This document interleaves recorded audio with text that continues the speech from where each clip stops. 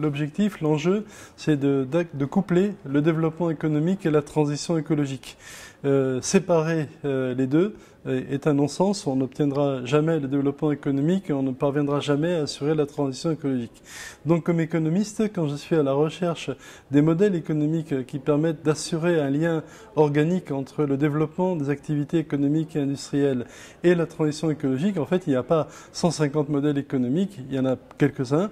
Et parmi ceux-là, un modèle absolument central, c'est l'économie de la fonctionnalité et de la coopération. L'économie de la fonctionnalité et de la coopération articule les produits et les services. On a besoin d'avoir des produits pour lesquels les usagers ne seront pas nécessairement propriétaires, ils devront accéder à ces produits-là. Et pour pouvoir accéder à un certain nombre de produits industriels, être dans une logique d'usage, eh bien, il faut en effet disposer des services qui sont correspondants. Si on prend des exemples de vélos, de voitures ou autres, aujourd'hui, les utilisateurs sont dans des logiques de mobilité et non pas dans des logiques d'acquisition du bien, qu'il s'agisse d'un vélo ou d'une voiture. L'économie de la fonctionnalité et de la coopération pense aussi les questions de durabilité, en envisageant des biens qui sont beaucoup plus durables.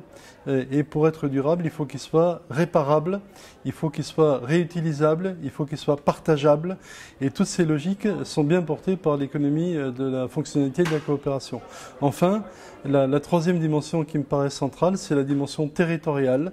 Un enjeu très important de l'économie de la fonctionnalité et de la coopération, et c'est d'ailleurs ainsi qu'elle s'organise, c'est au niveau territorial, parce que les relations de proximité, eh bien, à la fois permettent de rapprocher des acteurs qui portent les mêmes valeurs, et en même temps, évidemment, de diminuer l'empreinte carbone.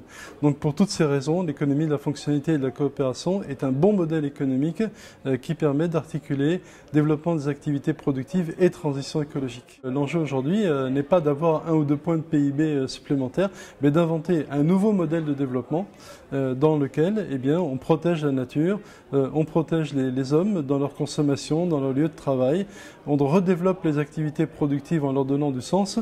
Et aujourd'hui, c'est bien un nouveau modèle de développement dont on a besoin. Je pense que si on interroge les citoyens sur l'importance de l'industrie, eh bien, les réponses seront évasives. En revanche, lorsqu'on pose la question aux citoyens aujourd'hui, que pensez-vous du changement climatique, que pensez-vous de l'évolution de la planète, et les gens sont extrêmement inquiets et ils ne savent pas comment faire.